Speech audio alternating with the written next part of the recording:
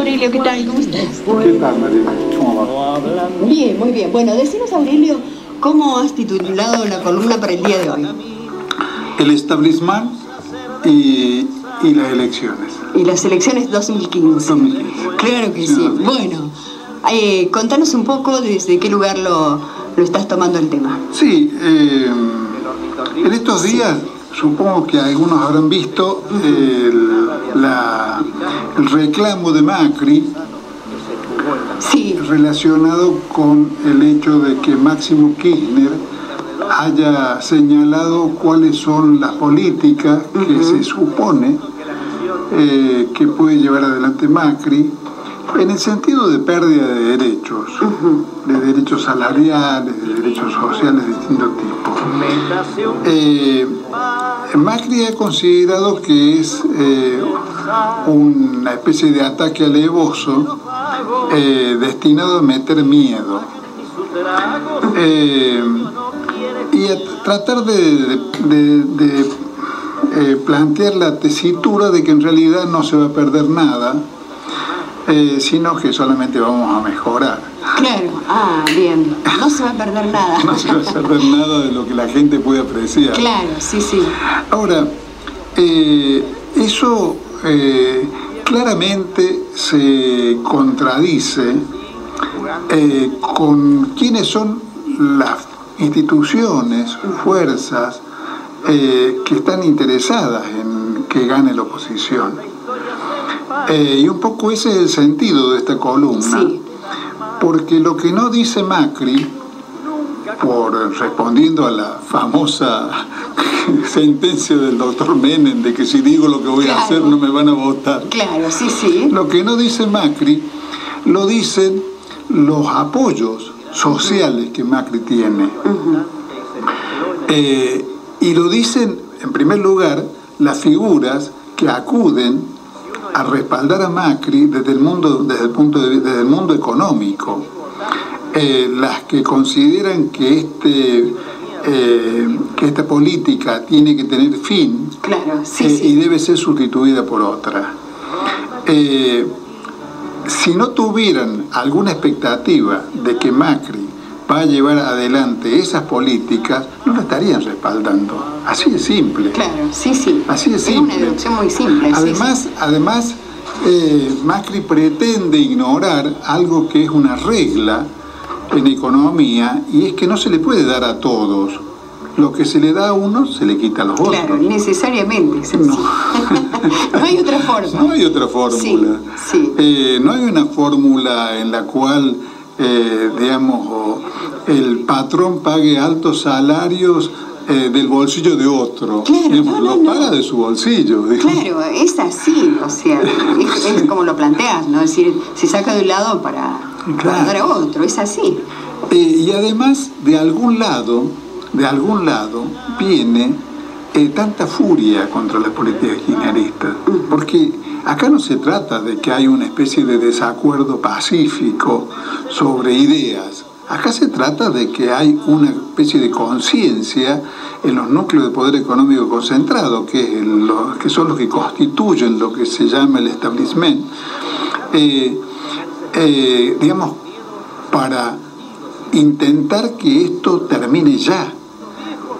Hay un sistema de medios puestos al servicio del deterioro de los sustentos de este proceso que hemos vivido durante los últimos 12 años, para lograr, por el único medio que por el momento tienen, que son las elecciones, derrotarlo en el 2015. Esto, me permito decir esto, Aurelio, decir, por el único medio que tienen. Convengamos que han buscado otros métodos, ¿no? Han buscado y no tienen empacho, no tendrían empacho en usar cualquier medio. Sí. Yo tuve una polémica hace un tiempo con Nathanson, el director de Le Monde Diplomatique, porque Nathanson inexplicablemente hizo una editorial del Le Monde Diplomatique hablando de la vocación democrática de Macri. La tesis es que nosotros teníamos hoy por hoy una derecha democrática, y eso es una falacia. o por lo menos un error de visión, digamos, claro, como sí. mínimo. Porque la lucha política es una expresión de las luchas sociales, de los enfrentamientos entre las clases y los sectores antagónicos de la sociedad. Entonces esa lucha no tiene nada de pacífica y en el mejor de los casos, por distintos factores, logra ser contenida dentro de límites institucionales, sí. pero permanentemente, recibe impulsos a desbordar esos límites institucionales y a no respetarlos. Las clases dominantes argentinas han apelado a los golpes de Estado en 1930, en 1955, en 1976, y cuántas veces les ha sido necesario o útil para imponerse.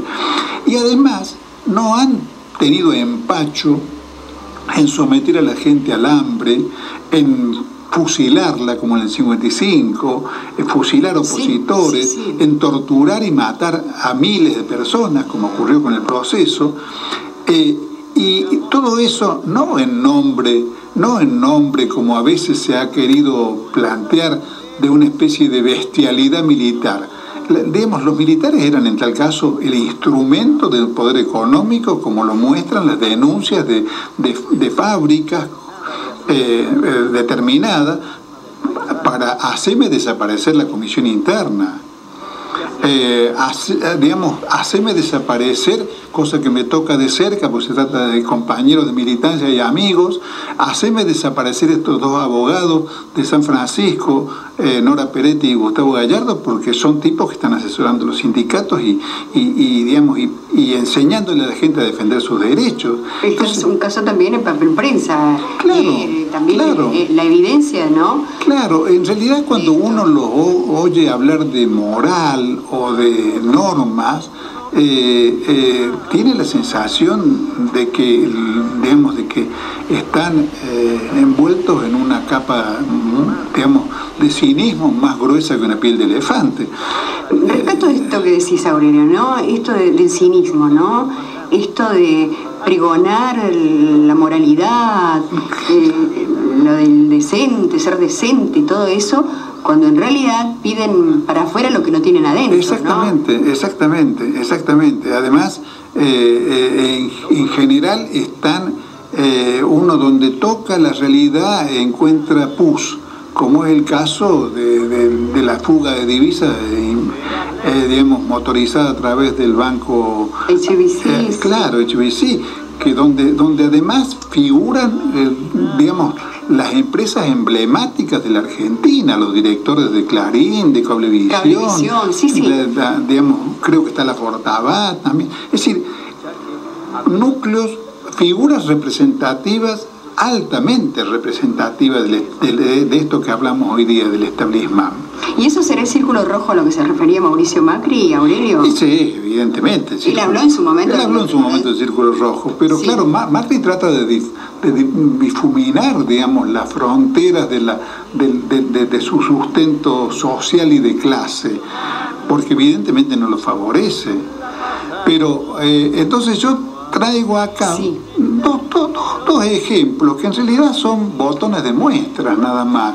Uno es una editorial en el ámbito financiero del 20 de marzo, firmada por Juan Luis Bou, que es economista jefe de Fiel. Fiel es una especie de fundación mediterránea más antigua, más oligárquica todavía, más vinculada al capital extranjero. Bueno, obviamente neoliberal, y bajo el título del dólar, la productividad y los salarios, el autor señala que los dos de los males económicos más importantes que heredaríamos del periodo de las presidencias K. Claro, del gobierno popular, como para nosotros el gobierno popular, para ellos el periodo K, el pseudo modelo para ellos son el atraso cambiario y tarifario. Claro. Ahora, así suena como una cosa propia del lenguaje económico y aséptico. Claro, en realidad, claro. En el desarrollo, de una forma un poco oscura, para que entiendan los iniciados, digamos, no puede entender el vulgo, claro. El tipo plantea que el atraso cambiario en realidad puede ser leído como una ecuación equivalente al adelanto salarial. O sea, si hay atraso cambiario, los sueldos son altos, medidos en dólares, que es lo que le interesa a esta gente que está ligada al mercado externo. O sea que ya entramos a tomar, a prestar atención. Apuntamos a devaluar. Sabemos que las devaluaciones siempre han generado traslados de ingresos, digamos, en cifras fenomenales hacia el campo, entre comillas, y los núcleos de poder económico concentrado. Han desvalorizado los salarios. En el propio artículo, el autor muestra una estadística en la cual los salarios decaen un 60% en el periodo de los primeros meses del 2002. O sea, se reducen prácticamente a la mitad. Entonces, esta cuestión que, por ejemplo, a Cristina Kirchner le genera orgullo de que la Argentina tenga los mejores salarios de América Latina, para estos señores es la peste. Claro, eso es algo que deben arreglar. Es algo que es una anomalía. Claro. Es una anomalía hay que corregir urgente. Claro.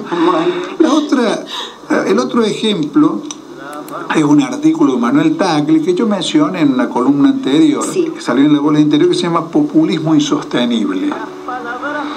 Bueno, que Manuel Tagle,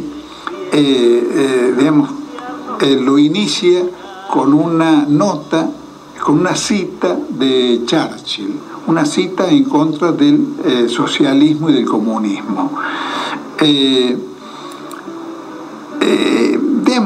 Ya el hecho de que un empresario de Córdoba tenga que radicarse en que referenciarse ideológicamente en Churchill, una figura emblemática del Imperio Británico, que sojuzgó a la Argentina durante muchas décadas, ya de por sí lo está pintando al personaje, ¿no? Pero además, el personaje no solamente apela a Churchill, después desarrolla cuál es su programa. Claro, aparte de Churchill, él tiene lo suyo. Y su programa y sus ideas. Y por ejemplo, Tagle se dedica a criticar el discurso de apertura de sesiones del Parlamento de Cristina Kirchner, ¿no? Esto es del 21 de marzo. Claro. Y una cosa que le llama a él la atención, y voy a citar textualmente, es que no hay ninguna referencia ni preocupación por parte de Cristina al financiamiento que puede obtener de un país en default y declarado en desacato durante su administración. O sea, lo que para nosotros de este campo es un orgullo, la política llevada adelante por el gobierno de Cristina Kirchner frente al tema de los buitres y al juez Griesa, para Manuel Tagle es un baldón. Claro. Es un oprobio. Es otra de las cosas que tienen que corregir. Claro. Es otra de las cosas que debe corregirse. Y que, digamos, en cierta manera, algunos quienes representan los fondos buitre en su momento lo mencionaron y dijeron que con el cambio de gobierno esto iba a ser distinto. Exactamente. Ahora, esas cosas, porque en el tema de los buitres está en juego el destino de la Argentina, el destino de las próximas décadas del país. Esas cosas muestran el abismo que separa los dos campos y cómo esto no puede ser un tranquilo debate de ideas en el cual discutimos solamente términos de gestión, sino discutimos cuestiones en las que se nos va la vida a un campo o al otro, por lo menos al nuestro, porque el otro en realidad siempre logra acomodarse de alguna manera para no solamente subsistir, sino seguir haciendo negocios. Y ahí viene un poco la pregunta que dejamos para la segunda parte de la columna, y es esta gente que que tanto odio respira contra estos 12 años, ¿ha sufrido en estos 12 años alguna suerte de castigo económico muy notorio, ha perdido plata, o en realidad lo fundamental de su queja, por lo menos en los que son empresarios argentinos, aunque no sean patrióticos, aunque claro, son argentinos, digamos, claro. ¿No? O esta conducta obedece más bien a una especie de satelización ideológica y cultural a las fuerzas que realmente dominan el país, digamos, que los llevan de la nariz a su... Buen día, Aurelio, ¿qué tal? ¿Cómo estás? ¿Qué tal, María? ¿Cómo va? Una radio que no sintoniza la tortuga es como un partido de fútbol. La columna de Aurelio Argañarás, quien planteaba un interrogante. Aurelio. Sí, el interrogante es si los empresarios, digamos, del arco opositor, han sufrido durante estos últimos 12 años algún perjuicio tan importante, tan significativo, como para que por ese lado se explique su empeño en terminar con estas políticas. Yo planteaba que o es así, o si no, lo que está determinando fundamentalmente su conducta es un sistema de prejuicios ideológicos que en realidad son la muestra de su satelización a la cultura oligárquica y a los núcleos de poder económico más concentrados, el capital extranjero particularmente, del cual son ideológicamente tributarios. Creo que en realidad buscar, digamos, en una lesión directa y franca a sus intereses económicos, la explicación, digamos, yerra en cuanto a cuáles son los factores que fundamentalmente determinan la conducta de ciertos grupos empresarios. Sobre todo cuando estamos hablando de empresarios argentinos, como es el caso del que yo mencionaba de Manuel Tagle. No es razonable que un empresario del rubro al que pertenece Tagle, se ha llenado de plata, digamos, en estos años,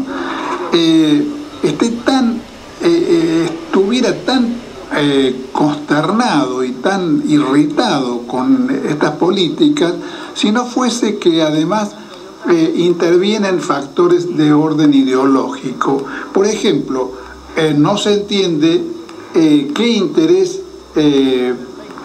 directo puede tener un empresario cordobés que los relacione con los fondos buitres. Claro, cuando sí. En realidad los fondos buitres son algo que si hiciéramos, como decía Macri, les pagáramos de contado, tendríamos un enorme perjuicio para el país, medido en miles de millones de dólares, que afectaría al conjunto de la economía, más allá de que las cargas, como ocurre habitualmente, se distribuyan perjudicando a los que menos pueden, digamos, y salvando a los núcleos de poder económico concentrado. Pero el perjuicio, digamos, en el sistema de la deuda pública sería tan fenomenal que no dejaría de perjudicar a sectores que no obstante se solidarizan con los fondos buitres, como se solidarizan con Repsol. Eso es lo que estábamos hablando fuera de micrófono, Aurelio, ¿no? Esto que al menos yo te lo planteé a vos, ¿no? De no entenderlo por ese lado. Porque decir, aprobar esta política, estar de acuerdo con que se le pague a los fondos buitre y después estar perjudicados, a la larga van a estar perjudicados, uno se pregunta el por qué. Yo, ¿no? como el caso del cual nos estamos refiriendo, sí. Si bien es en la economía local un empresario importante, sí. No estamos hablando de un empresario ligado a los núcleos del poder económico concentrado. Claro, el más alto, sí. No. Entonces, que por ejemplo Tagle esté como manifiesta tan irritado con la estatización de la FJP, Claro. Si uno hablara de las empresas emblemáticas del país, de las 300 o 400 empresas más importantes de la Argentina, que son mayoritariamente de capital extranjero y que se hicieron con los fondos de la FJP de un capital muy barato, podría entenderlo, pero acá más bien creo que hay que comprenderlo por el lado de los prejuicios ideológicos que hacen que estos sectores empresarios fueran tradicionalmente antiperonistas. Los Tagle, los Paigín en Córdoba están entre los firmantes de la oposición de la Unión Democrática del 45 en Córdoba, están entre los irritados por la implantación del aguinaldo en la época en que Perón implantó el aguinaldo. O sea, forman parte, creo, de un empresariado urbano que como decía Jaureche, no bien le sobran unos mangos, se compra un campo, porque en realidad lo prestigioso en este país no es ser empresario, sino ser estanciero. El estanciero está en un estatus en la mitología argentina muy superior a la de el dueño de lo que despectivamente en la época de oro de la oligarquía se decía un boliche. Claro, el estanciero es un señor, y entonces cualquiera de estos advenedizos, digamos, ¿no?, cuando de la economía, cuando logra, digamos, salir del suelo, elevarse un poquito, lo primero que hace no es el reinvertir las ganancias en ampliar su empresa, sino en comprar un campo, aunque en el campo tenga una rentabilidad menor que en la empresa urbana. Claro, sí. Pero el campo da prestigio. El campo le permite, por ejemplo, ser socio de la sociedad rural. Y yo ignoro si Tagle, además de la empresa que le conocemos en Córdoba, tiene campos, pero si no la tiene, por lo menos la tiene en su imaginario, porque otra de las cosas que plantea es el tema de las desmedidas retenciones a las exportaciones agropecuarias. Claro. Algo que en realidad, si lo vemos desde el punto de vista de los intereses de la agroindustria, no hablemos ya ni siquiera del interés de las empresas, de los empresarios urbanos, de la agroindustria, es una condición de vida para la agroindustria que en lugar de exportar poroto, exportemos y produzcamos valor agregado en origen. Otra cosa que le preocupa a Tagle, que indudablemente tiene que ver con los trasfondos ideológicos, es el acuerdo con China. ¿Por qué? Porque en la puja de intereses geopolíticos globales, digamos, nuestros empresarios, aunque tengan los intereses puestos en otro lado, van a sentir que tienen que optar por los Estados Unidos y Europa en contra de China o de Rusia, aunque, digamos, aunque Rusia ya no sea la Unión Soviética, pero por algo está encabezando la nota la cita a Churchill. Y creo que eso es lo que determina que no podamos creer que el país pueda tener un proyecto de capitalismo en serio, porque cuando la Presidenta de la República, que ha formulado ella y Néstor Kirchner muchas veces como meta la de construir un capitalismo en serio en la Argentina, y esa meta se encuentra con la paradoja de que los que deberían encarnar socialmente esa idea, que son nuestros empresarios, son esta clase de tipos, que en realidad lo único que saben es aplaudir al Martínez de Oz que aparece en algún momento a vender al país, o a un frívolo como Macri, que aparece también planteando que hay que pagarle de contado a los fondos buitres. Gracias, Aurelio, muchas gracias.